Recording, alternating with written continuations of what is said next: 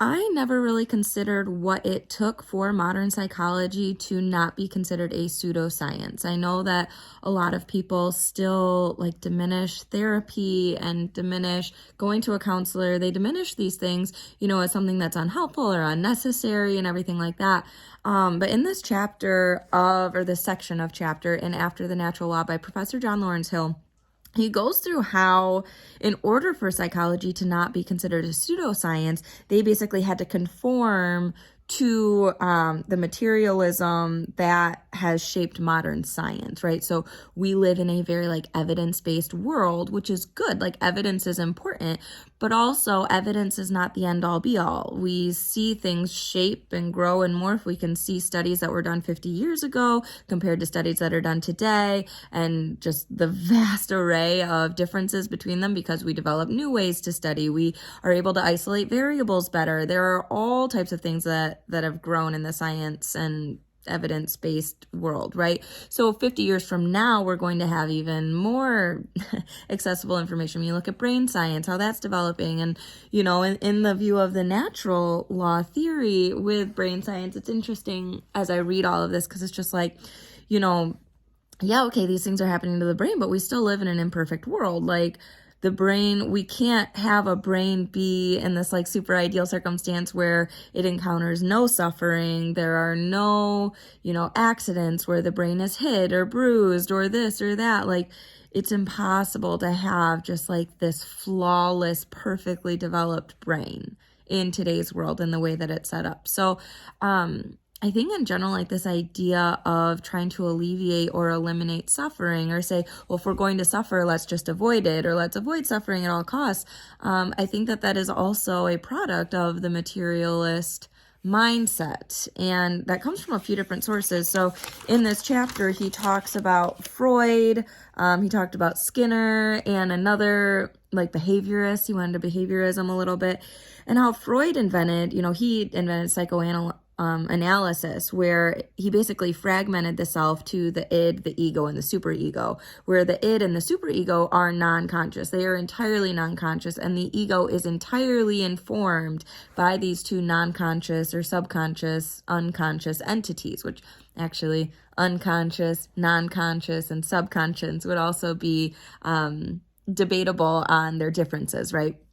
So they are all in constant conflict, though. So he basically identified the self as something that was in a constant struggle with itself, which, if you look at the Eastern philosophy of the basic self, the conscious self, and the higher self, it's not the same as the id, the ego, and the superego, but it is three different facets of who we are that we're trying to get them into harmony. But in Freud's version of everything, we're basically a slave to our unconscious mind.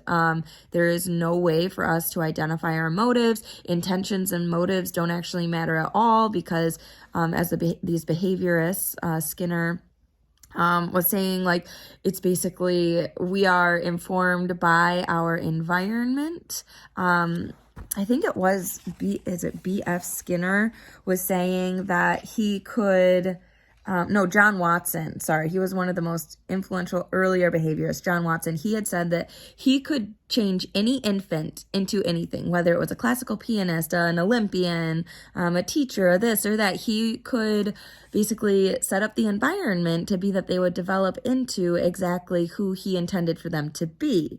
And that all that there is to the self is the residue of one's environmental influences. So I think that really takes away from our personhood. When we're comparing these philosophies, when we're looking at, okay, what does the classical worldview say about the self? And that's what this book is about. It's about the degradation of ourselves, how the classical worldview upholds the freedoms that we're looking for, the life, liberty, pursuit of happiness, equality, how the classical view of the self actually upholds those particular facets, and how once we get into this degradation of self, that we actually start seeing an inconsistency to uphold those types of values, because suddenly there's not much of a foundation to even stand on as far as the self goes, as far as our freedom to freely express ourselves would be, because we would just be responding to social constructs that that's what we would be,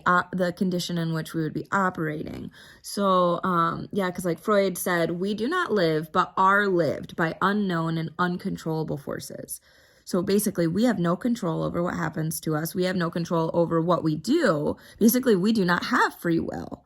We are obligated to act on our instincts. We are obligated to act by our passions. We are slaves to them. And we are incapable of overcoming them. And if we do overcome them, it isn't due to an intrinsic, like, it isn't due to any faculty of our own that we would have overcome it. It would have been to some conditioned piece that is in our unconscious mind, either from the id or the superego.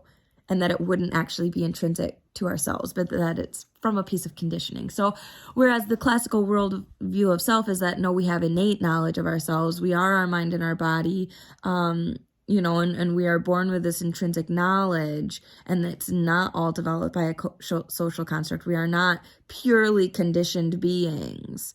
And that's obviously something that's still under great study in the behavioral world, right? Like, how much does positive reinforcement and negative reinforcement attribute to behavioral changes? Like, how does that affect us? How is that occurring? But I think that this certain piece of the philosophy just ends up falling short, because it's like, you can go evidence-based so much. You can say, well, this is what is real so much, but then like you still have to leave room for like human emotion, for human variance, for like, that is authentic to ourselves. It's not conditioned. Like, I don't know, somebody can believe that it's all conditioned. That's up to you. I just personally cannot.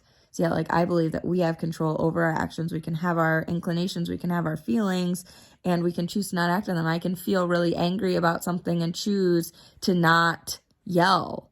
I can choose what I'm going to do with the anger. I can feel it, but I can choose what to do with it. And that's the same for anything, right? Like, I can feel like I hate this room, and I can either choose to just live like it, or I can choose to hire somebody to come in and do it. I could paint it myself.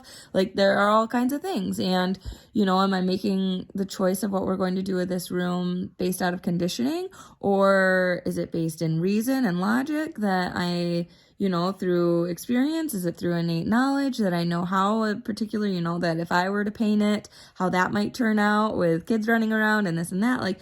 And, how much is conditioned? How much is innate? How much is wisdom from God? How much is, what are all of these facets that are coming into this decision-making process? Because I think, boiling it down to a single faculty really diminishes our personhood. I did a video on YouTube quite a while back that said, self-denial, it's called How Self-Denial Edifies Human Potential. That's what it was called. How Self-Denial Edifies Human Potential. It's my Catholic perspective. I think I did 6-7 years ago. But it's just that whole concept. Like, self-denial edifies human potential. It's what sets us apart from the animals. And so yeah, that's kind of my thoughts on what I read today. And looking forward to, today was day 32. We're almost done with this book, and then I can move on to something else. But it's been really interesting, reading this, and it still is. I'm still learning a lot, and still learning a lot from you guys too, and your inputs, because like I said, this is examining philosophies that are different from my own, and that's why I'm reading this book, is to try to gain an understanding of philosophies that are different from mine, and hopefully be able to engage in productive dialogue about that. So God bless you. May St. Thomas Aquinas pray for us, and may you have a great day. We'll talk to you soon.